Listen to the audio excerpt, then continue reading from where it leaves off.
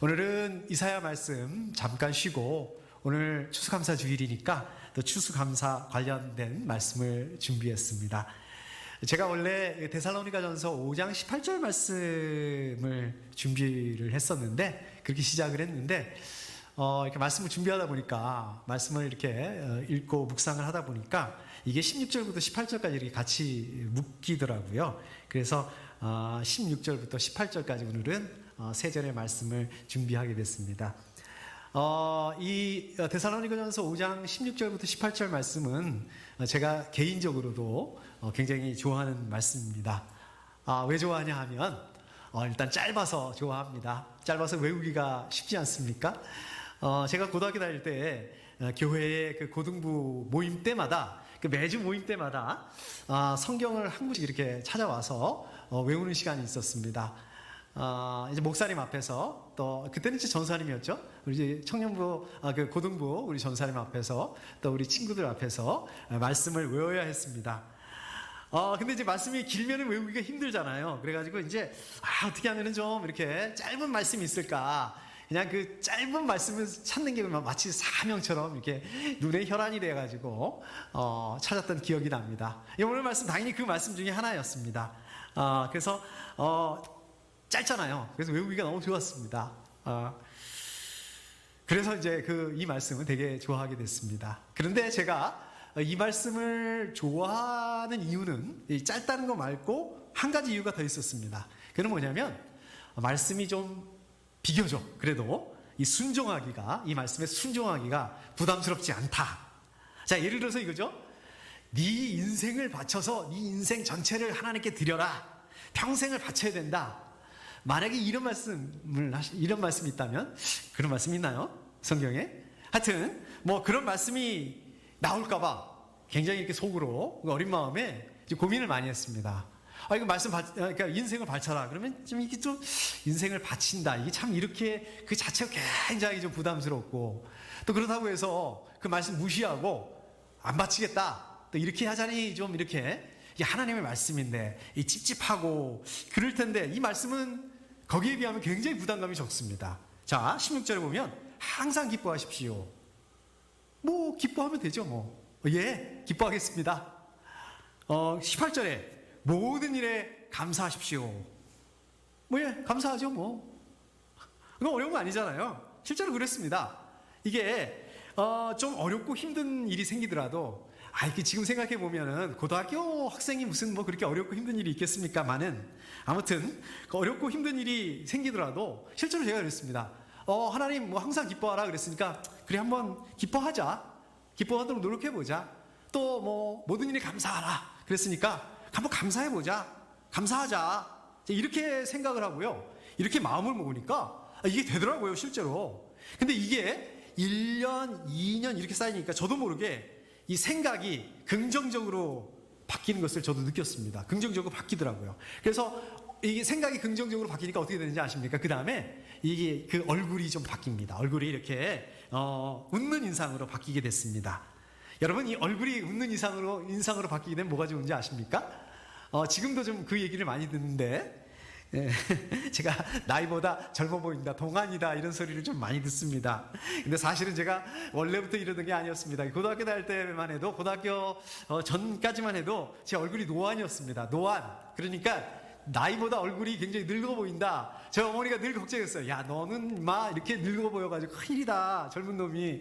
이런 얘기를 굉장히 많이 들었습니다. 근데 어느 순간부터 정말 이렇게 좀 얼굴이 좀 이렇게 바뀌게 됐습니다. 여러분, 이것이 비결입니다. 여러분들 그 하나님의 말씀에 순종한다. 여러분 어떻게 생각하십니까? 하나님의 말씀에 순종하다. 굉장히 부담스럽죠. 그런데 물론 부담스럽고 어려운 말씀일 수 있습니다. 그렇지만 그렇게 어려운 게 아닙니다. 그렇게 어려운 것만은 아니더라고요.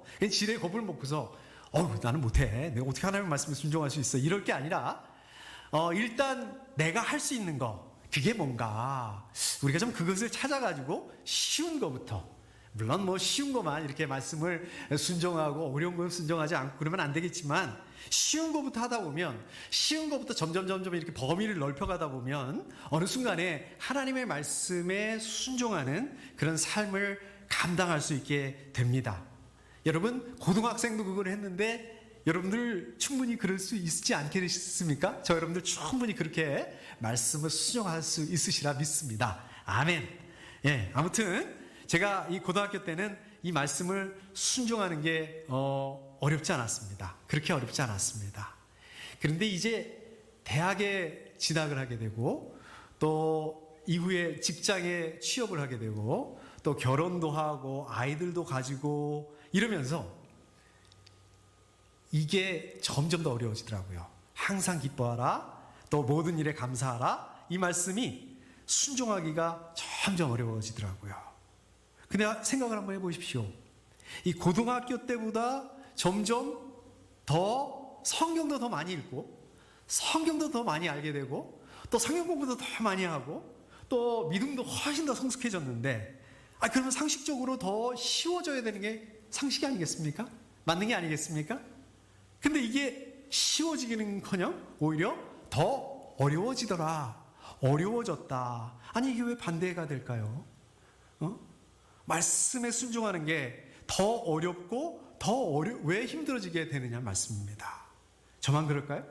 여러분들은 안 그러십니까? 여러분들 말씀 안 하셔서 그렇지, 말씀을 못 하셔서 그렇지, 제가 들을 수 없어서 그렇지 아마 마찬가지실 것 같아요. 자, 그러면 어떻게 해야 될까요?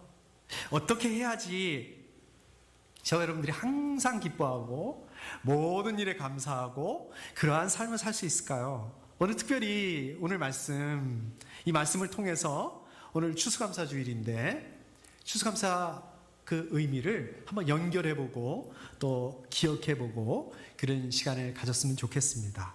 자, 오늘 먼저 말씀 16절 말씀을 보게 되면 항상 기뻐하십시오.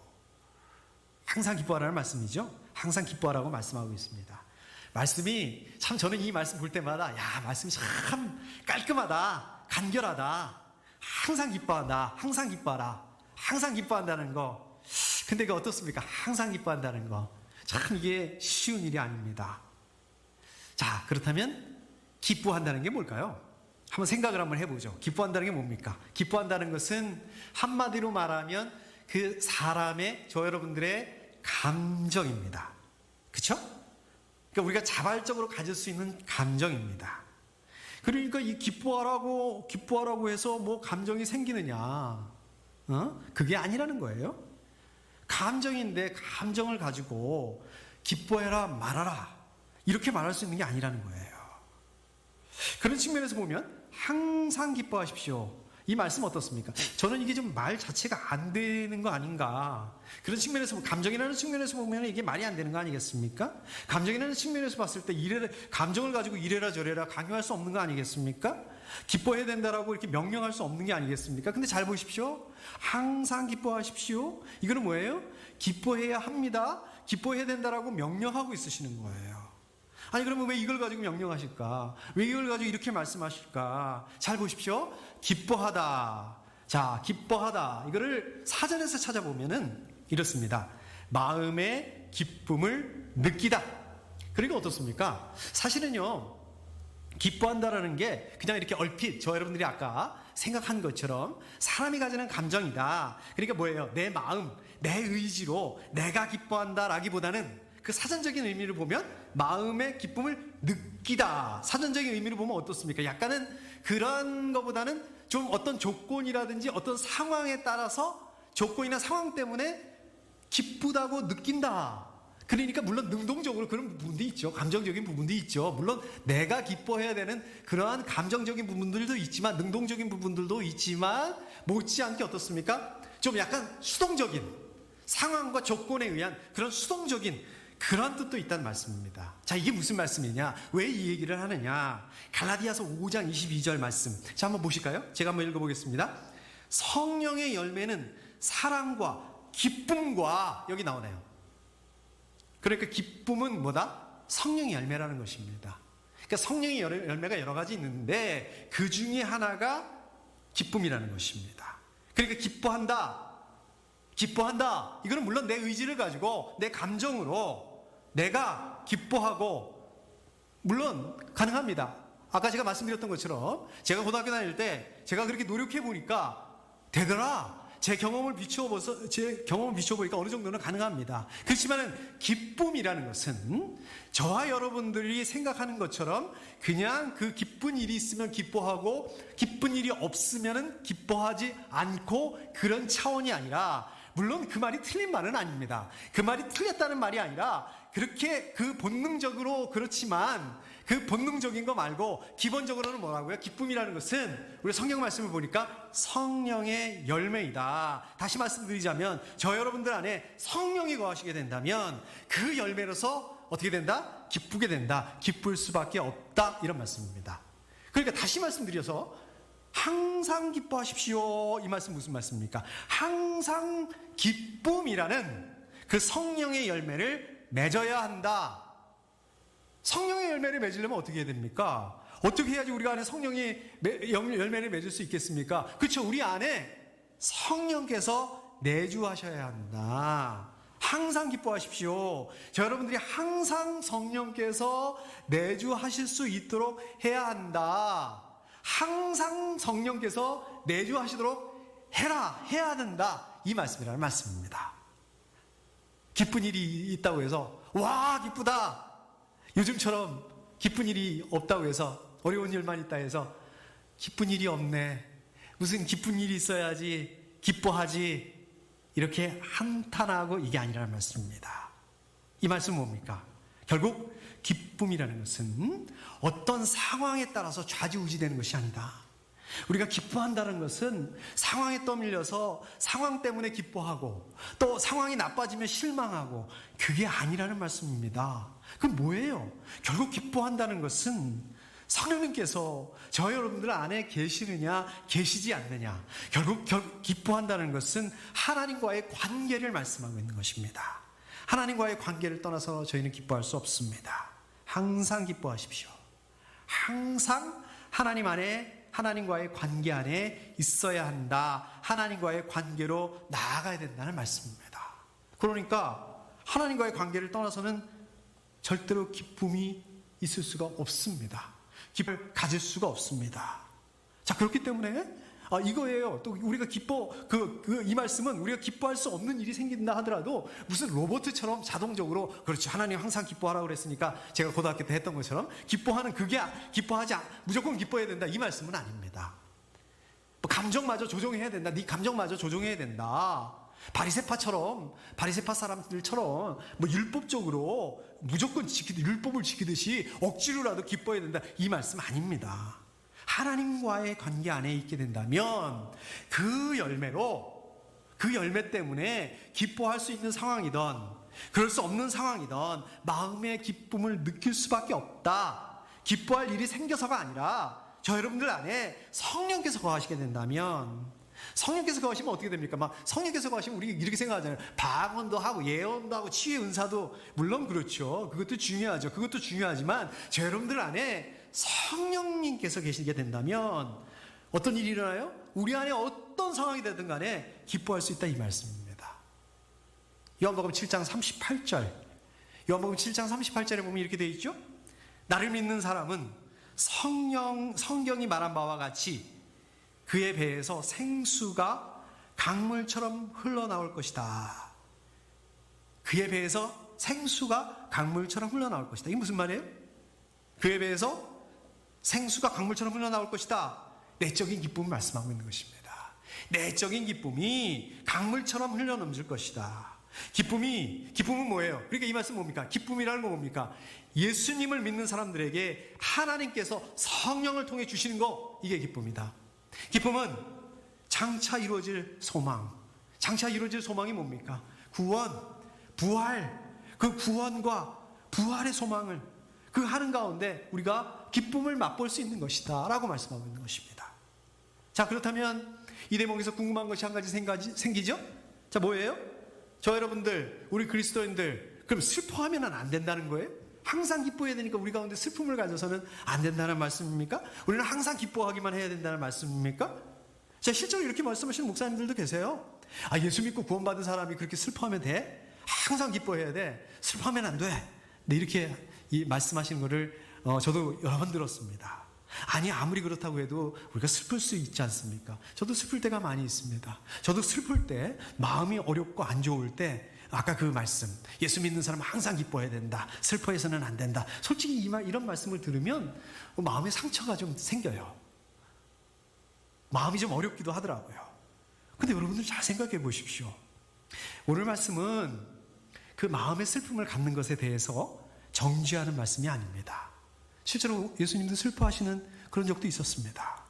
오늘 말씀은 어떤 그 슬픔을 정죄하는 말씀이거나, 우리 영혼 안에 고뇌를 가져서는 안 된다, 그 슬픔을 갖는 거나 고뇌를 갖는 것에 대해서 정죄하기 위해서 하시는 말씀이 아니라는 말씀입니다. 오히려 우리가 어떻습니까? 하나님을 더 알아가게 된다면, 우리가 우리의 그 참 모습, 우리의 그 연약한 모습을 발견할 때마다, 깨닫게 될 때마다 하나님 앞에서 죄악된 모습을 깨닫고, 또 하나님 믿지 않는 이 세상 사람들, 하나님과 관계없이 살아가고 하나님을 무시하는 이 세상 사람들을 볼 때마다 우리 안에 슬프고 애통하는 마음이 들고 그렇게 됩니다. 그건 당연한 거예요. 이런 마음을 가지는 게 항상 기뻐하십시오, 이 말씀에 어긋난다, 이런 마음을 갖는 게 이런 마음을 갖는 거를 정죄하는 게 아닙니다. 이 말씀은 고뇌하고 애통하고 슬플 수가 있습니다.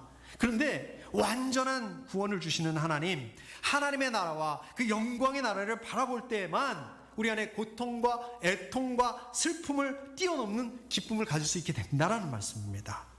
그것이 바로 우리가, 저 여러분들이 지향해야 될 그 삶이라는 것을 말씀하고 있는 것입니다. 그게 어떤 삶이에요? 우리가 지향해야 될 삶이 어떤 삶이에요? 기뻐하는 삶. 기뻐하는 삶이다 라고 말씀하고 있는 것입니다. 자, 그렇기 때문에 항상 기뻐하십시오, 이 말씀은 하나님께서 약속하신 그 영원한 구원의 축복을 현재화해야 된다. 여러분, 우리가 지난 시간에도 제가 말씀드렸지만, 하나님 믿고, 우리가 예수 믿고 구원받았다, 천국 간다, 이거에 대해서 어떻습니까? 그것을 신뢰하고 확신하시는 분들 많아요. 정말 믿습니다. 그런데 이게 현재가 되지 않는다는 거예요. 그거는 그건데 현재의 삶이 되지 않는다는 거예요. 근데 그것이 현재가 되는 삶, 이게 바로 기쁨, 항상 기뻐하십시오, 이 말씀입니다. 하나님의 약속을 오늘의 삶에서 체험할 수 있어야 한다, 그 말씀이 바로 이 말씀인 것입니다. 자, 어떻게? 저 여러분들의 그 궁극적인 관심을 오직 하나님께만 줄 수 있어야 된다는 말씀입니다. 저 여러분들 관심이 어디 있습니까? 저 여러분들 관심이 어디 있어요? 건강에 있을 수 있습니다. 재정에 있을 수 있어요. 비즈니스에 있을 수 있습니다. 우리 세상에서 성공하는 것에 있을 수 있습니다. 우리 아이들이 잘 되는 거, 우리 아이들이 성공하는 거 중요합니다. 그 중요해요. 관심을 가져야 됩니다. 그런데 궁극적으로는 어디에다 우리가 관심을 가져야 되냐? 우리가 하나님 때문에 만족할 수 있어야 되고, 반대로 하나님 때문에 모든 것을 포기할 수도 있어야 한다는 말씀입니다. 자, 그렇게 될 때에 우리는 하나님과 함께하는 삶, 우리는 하나님과 동행하는 삶을 가질 수 있게 됩니다. 우리가 이렇게 하나님과 함께하고 하나님과 동행하는 그런 삶을 살 때에 근본적으로 어떻게 된다?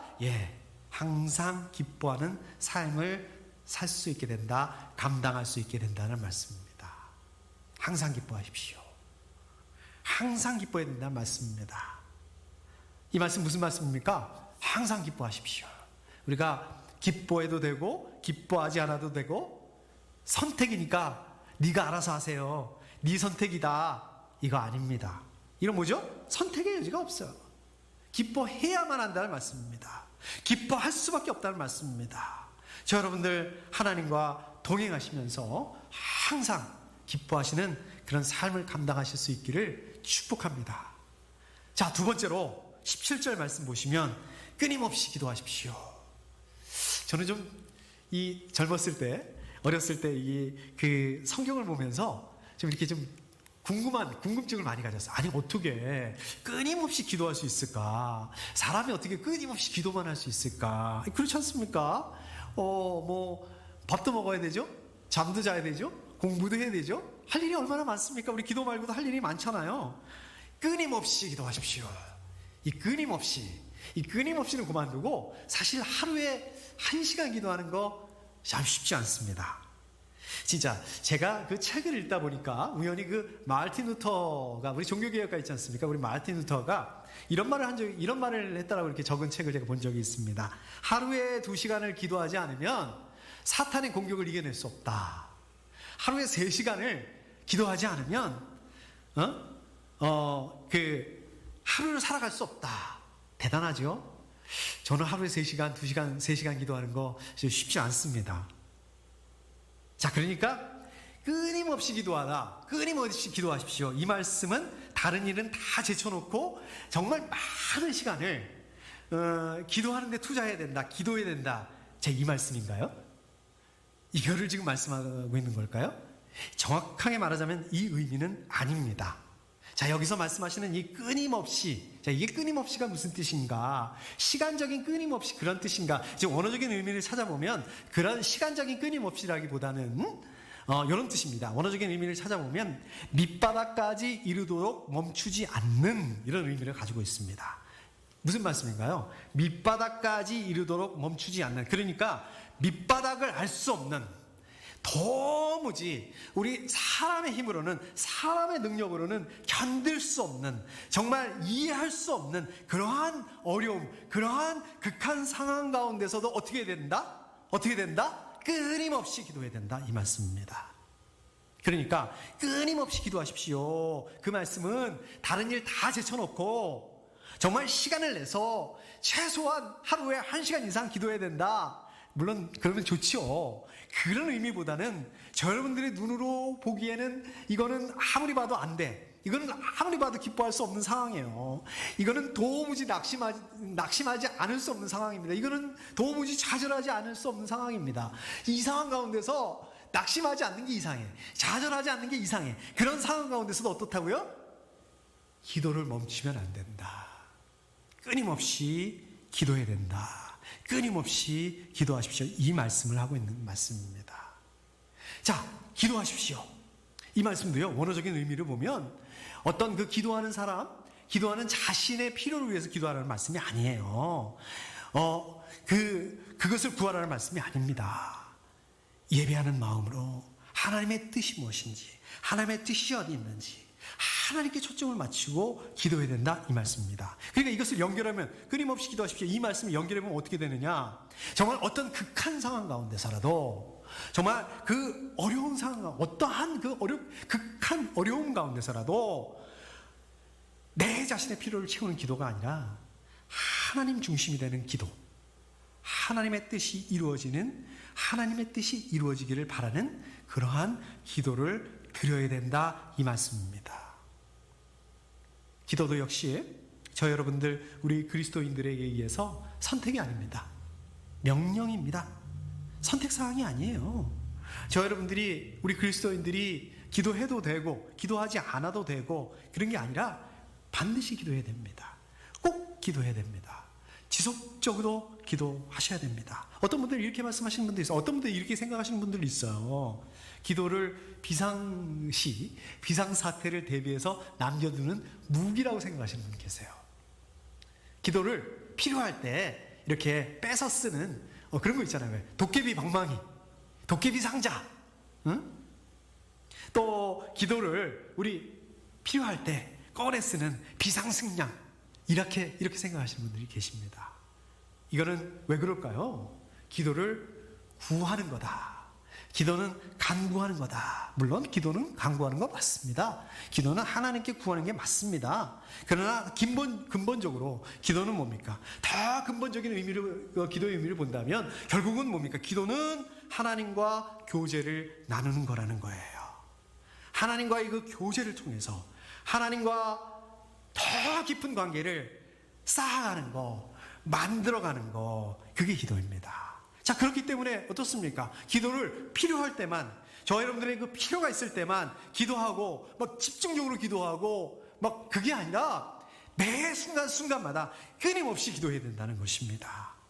자, 기도는 의무이고 명령 맞습니다. 그렇지만 이런 의미에서 보게 된다면 하나님과의 관계라는 그러한 그 관계를 더 깊은 관계로 나아갈 수 있는 그것이 기도라고 생각을 한다면 기도는 저 여러분들에게 있어서 의무와 명령이 동시에 뭡니까? 이건 특권이에요. 권한입니다. 기도는 하나님의 능력이 임하게 되는 그러한 통로이기도 합니다. 우리 기도를 어떻게 표현합니까? 무릎 꿇는다. 이렇게 말하기도 하지 않습니까? 이건 무슨 의미일까요? 이거는 하나님 앞에서 우리는 아무 능력이 없다, 무능하다라는 것을 인정하는 것입니다. 우리의 무능함을 인정하고 하나님의 전능하신 하나님을 의지하겠다, 이러한 그 표현입니다.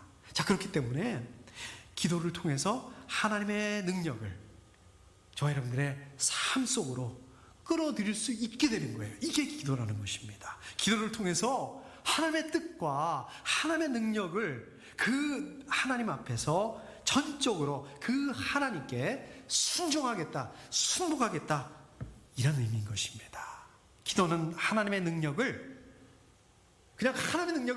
그냥 신앙적으로, 종교적으로, 추상적 이게 아니라 하나님의 능력을 구체적으로 오늘, 지금 이 상황 가운데서 충분히 사용할 수 있는 수단과 같은 것이라는 것입니다. 기도는 하나님께서 사랑하는 자녀들에게 주시는 선물이라는 것입니다. 자, 그렇기 때문에 저 여러분들 어떤 상황과 어떤 처지에서도 포기하지 말고 하나님께 끊임없이 기도해야 된다. 끊임없이 기도하십시오. 끊임없이 기도하실 수 있는 우리 여러분들 다 되실 수 있기를 축복합니다. 자, 마지막 세 번째로 우리 18절 말씀입니다. 앞부분을 보시면 모든 일에 감사하십시오, 이렇게 되어 있죠? 모든 일에 감사하십시오. 모든 일, 이것도 마찬가지로 모든 일 뭘까요? 어떤 상황 가운데, 어떤 환경 속에서도 언제든지, 이런 의미죠. 그러니까 어떤 상황 가운데서도 감사해야 된다, 감사해라, 이 말씀입니다. 자, 어떻게 하면은, 어떻게 이렇게 어려운 상황 가운데서도, 어떤 상황 가운데서도, 어떤 환경 가운데서도 감사할 수 있을까? 그게 어떻게 가능할까요? 어떻게 가능할까요? 감사하다는 말을, 이것도 사전에서 제가 한번 찾아보니까 이런 뜻을 가지고 있습니다. 고맙게 여기다, 고마운 마음이 있다.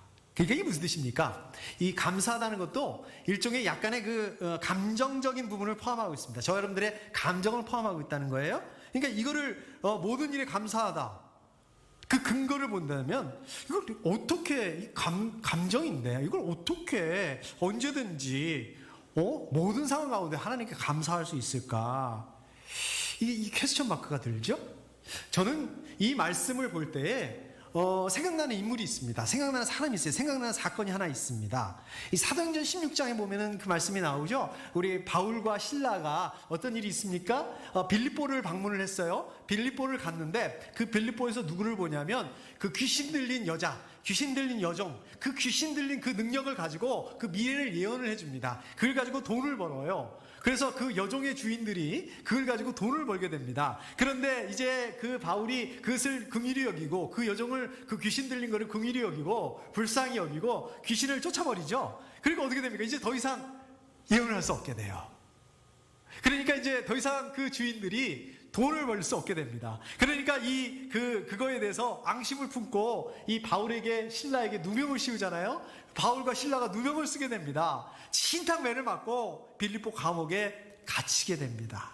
근데 그날 밤에 어떤 일을 해요? 바울과 신라가 어떻게 해요? 저 같으면, 제가 바울과 신라였다면, 하나님, 저는 너무 억울합니다. 하나님, 어떻게 이럴 수 있습니까? 여기서 빨리 구원해 주십시오. 여기서 빨리 나가게 해 주십시오. 그랬을 것 같아요. 그런데 거기서 그 감옥에서 그날 밤에 하나님을 찬양해요. 하나님을 찬양하면서 기도합니다. 감사를 드립니다. 물론 감사드렸다는 말씀은 없어요. 정확하게 없습니다. 그러나 하나님을 찬양했다, 그 자체가 하나님을 감사했다라고 볼 수 있습니다. 아무튼 저는 그렇게 이 말씀 보면서, 아니 어떻게 이럴 수 있을까? 아니 어떻게 여기서 이러한 상황 가운데서 하나님께 찬양하고 기도할 수 있었을까? 이거 위선 아니야?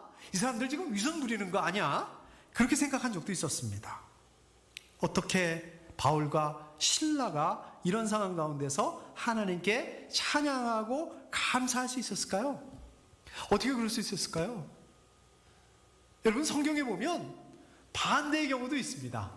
어떤 경우? 그런 경우가 어디 있나요? 우리 출애굽기에 보면 나오죠. 출애굽기에 보면 그런 사람들이 있습니다. 누굽니까? 이스라엘 백성들 어떻습니까? 이집트를 나왔어요. 하나님의 은혜로 정말 그 전적인 은혜로 홍해 그 10가지 재앙 가운데 또 홍해가 갈라지는 그 하나님의 능력을 보면서 광야에 나왔습니다. 광야에 머무르면서 어떤 일이 있습니까? 어려움이 생깁니다. 먹을 것도 없죠. 마실 물도 없죠. 그러니까 어떻게 반응합니까? 어려움을 만나는데 하나님을 원망합니다. 하나님께 불평을 쏟아놓습니다. 어려움을 만날 때마다 하나님을 원망하고 하나님의 불평을 쏟아놓습니다. 이 사람들 어떤 사람들이에요? 하나님의 능력을 직접 본 사람들이에요. 체험한 사람들입니다. 체험을 하고 하나님의 능력을 보고 체험을 했지만 어려움을 만날 때마다 철저히 어떻습니까? 하나님이 아니라 상황을 바라보고 상황에 집중합니다. 데살로니가전서 2장 14절 3장 4절인가요? 거기를 보시면 지금 이 데살로니가 전서를 읽고 있는 데살로니가 교회, 이 사람들이 아주 어려운 가운데 직면해 있다는 것을 알 수 있습니다. 이런 상황 가운데서도 하나님께 불평하지 않고 하나님을 원망하지 않고 감사하기 위해서 어떻게 될까? 어떻게 해야지 원망하지 않고 불평을 쏟아놓지 않고 그러는 게 아니라 하나님을 찬양하고 감사할 수 있을까? 결론적으로 말씀드리자면, 그러니까 아까 우리 그 바울과 실라, 결론적으로 말씀드리자면 하나님의 선하심을 깊이 깨달을 때만 이게 가능하다는 말씀입니다. 하나님의 선하심을 깨닫지 못한다면 아무리 자기들 눈으로 하나님의 능력을 보고 아무리 자기들 그 몸으로 하나님의 능력을 체험했다 한다 하더라도 또다시 어려움이 닥치게 되면 하나님을 원망하고 불평할 수밖에 없다는 거예요. 불평을 늘어놓을 수밖에 없다는 것입니다. 결국 이거는 뭡니까? 하나님의 선하심을 인정하느냐 인정하지 않느냐, 하나님의 선하심을 깨닫느냐 깨닫지 못하느냐, 이 말씀이라는 거예요.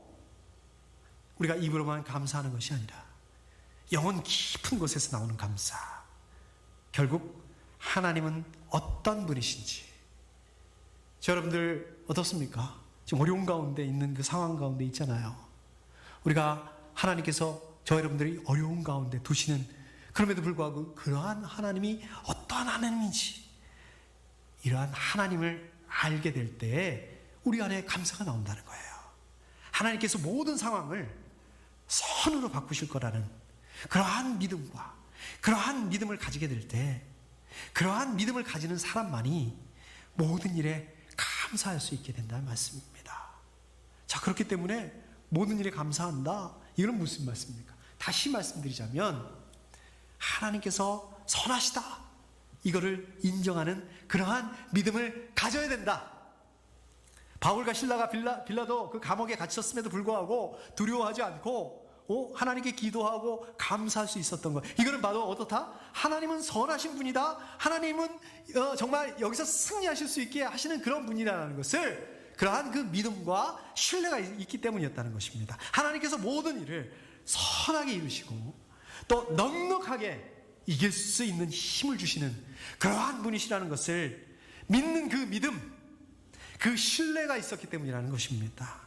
자, 그러면 저 여러분들 어떻게 이 모든 일에 감사할 수 있을까요? 제가 말씀드렸지 않습니까? 하나님께서 지금 저와 여러분들이 지나가고 있는 이 어려운, 이 힘든 상황조차도 넉넉하게 이길 수 있는 분이라는, 그 힘을 주실 수 있는 분이라는 것을 인정할 때 가능하게 된다는 것입니다. 그러니까 모든 일에 감사하십시오. 어떻게 하라는 거예요? 모든 일에 감사하십시오. 어떻게 하라는, 안 나오는 감사를 어떻게 하라는 거예요? 하나님께서 선하시다, 하나님께서 모든 일에 선을 이루시는, 그렇게 넉넉하게 이길 힘을 주실 분이시라는 것을 인정해야 된다. 하나님께서 모든 상황을 선으로 바꾸실 그러한 분이시라는 것을, 이것을 믿는 그 믿음을 가져야 된다. 그러한 믿음을 가져라. 그것을 인정해라. 이것을 인정할 때, 그런 상황 가운데 가질 때에 우리는 언제든지 감사하게 될 수 있게 될 것이라는 것입니다. 그렇게 되실 수 있기를 축복합니다. 자, 오늘 말씀을 정리하도록 하겠습니다. 마무리하도록 하겠습니다. 18절, 아까 그 뒷부분, 18절 그 뒷부분을 보시면, 이것이 그리스도 예수 안에서 여러분에게 바라시는 하나님의 뜻입니다. 여기 보면 이것이 이렇게 시작하고 있죠. 자, 이것은 뭘까요? 이것은 그 앞에 바로 나오는 말씀이죠. 모든 일에 감사하십시오. 물론 그것도 되겠지만 그 더 앞에 나오는 항상 기뻐하십시오. 끊임없이 기도하십시오. 모든 일에 감사하십시오. 이거를 묶어서 말씀하고 있는 것입니다. 자, 그렇기 때문에 항상 기뻐하십시오. 끊임없이 기도하십시오. 모든 일에 감사하십시오. 이 세 가지는 따로따로 말씀하시는 게 아니에요. 이것을 따로따로 말씀하시기보다는 하나의 세트, 하나의 패키지로 묶음으로 말씀하시는 것입니다. 다시 말씀드리자면 우리가 순종하는데 이거를 한꺼번에 패키지로 묶음으로 순종해야 된다는 말씀입니다. 하나님께 항상 기뻐하는데 기도는 안 해요? 감사는 안 해요. 이거는 불가능하다는 말씀입니다. 끊임없이 기도하는데 기쁘지가 않네요. 감사가 안 나오네요. 원망과 불평만 나오네요. 이럴 수는 없다는 말씀입니다. 감사는 하는데 안 기뻐요. 감사는 하는데 기도는 못 하겠어요. 이건 말이 안 된다는 겁니다. 뭔가 문제가 있다는 말씀입니다. 항상 기뻐하고 끊임없이 기도하고 모든 일에 감사하는 거, 이건 어떻습니까? 이건 특별한 일입니까? 물론 뭐 특별하다면 특별할 수도 있지만 일상적인 거예요. 아주 평범한 겁니다. 무슨 특별한 게 아닙니다. 무슨 이적을 해가고 기이하고 능력이 있어야 되고 이런 거 아닙니다. 여러분들을 향하신 하나님의 뜻이 어떻습니까? 아주 특이하다거나 아주 무슨 기이한 것에 있지 않은 경우가 많다는 말씀입니다. 도저히 우리가 하나님의 뜻을 이해할 수가 없어. 무슨 특별한 거 아닌가? 아니라는 거예요. 물론 그럴 때도 있기는 있죠. 막 하나님의 뜻을 이해하기 위해서 우리의 일상의 삶을 다 포기하고 뭔가를 찾아 나서고 뭔가 사람을 찾아가야 되고 그런 사람을 이거 아니라는 것입니다. 하나님께서는 하나님의 뜻을 드러내는 데 있어서 일상적이고 정상적인 방법을 사용하시기 때문에 그렇다는 것입니다. 우리 예수님을 보더라도 그렇습니다. 우리 사복음서에 보면 예수님의 삶이 맨날 먹고 마시고 이런 것들이에요. 일상적인 삶입니다. 그 가운데 사역을 하세요. 그 가운데 역사하세요. 물론 초자연적인 이적을 행하실 때도 있습니다. 예를 들어서 어떤 경우가 있을까요? 죽은 나사로를 살리실 경우도 있죠. 그것도 그래요. 여러분 잘 생각해 보십시오. 죽은 나사로를 어떻게 살리셨나 한번 잘 보세요. 죽은 나사로가 그 죽어있는 그 무덤 앞에 가셨어요. 그 무덤이 동굴이었는데 그 무덤, 그 동굴을 막고 있는 바위를 어떻게 했습니까? 예수님 직접 옮기지 않으시고 사람들한테 그 바위를 옮겨라 라고 말씀하셨어요. 여러분 잘 생각해 보십시오. 예수님께서 그 사람들에게 죽은 나사로를 살려내라 이 말씀을 하신 게 아니라 그 바위를 옮겨라 라고 말씀하셨다는 거예요. 이게 무슨 말씀입니까? 저와 여러분들에게 저와 여러분들이 할 수 없는 도저히 불가능한 그거보다는 저 여러분들이 감당할 수 있는 거, 그게 그거예요. 항상 기뻐하십시오. 끊임없이 기도하십시오. 모든 일에 감사하십시오. 그걸 어떻게 해요? 아니에요. 감당하실 수 있다는 것입니다. 감당할 수 있다. 감당해야 된다. 감당할 것을 하라고 말씀하신다는 거예요. 오늘 추수감사 주일입니다. 추수감사 주간입니다. 우리 임 목사님 기도에서처럼 참 코로나 바이러스 때문에 참 특별하고 참 이상한, 참 평소에 경험할 수 없는 추수감사 주일, 참 감사하기 힘든 추수감사 주일, 추수감사 주간을 보내게 됐습니다. 그럼에도 불구하고 오늘 말씀 이거 하나밖에 없습니다. 항상 기뻐하십시오. 끊임없이 기도하십시오. 모든 일에 감사하십시오. 왜 그렇게 해야 되는데요?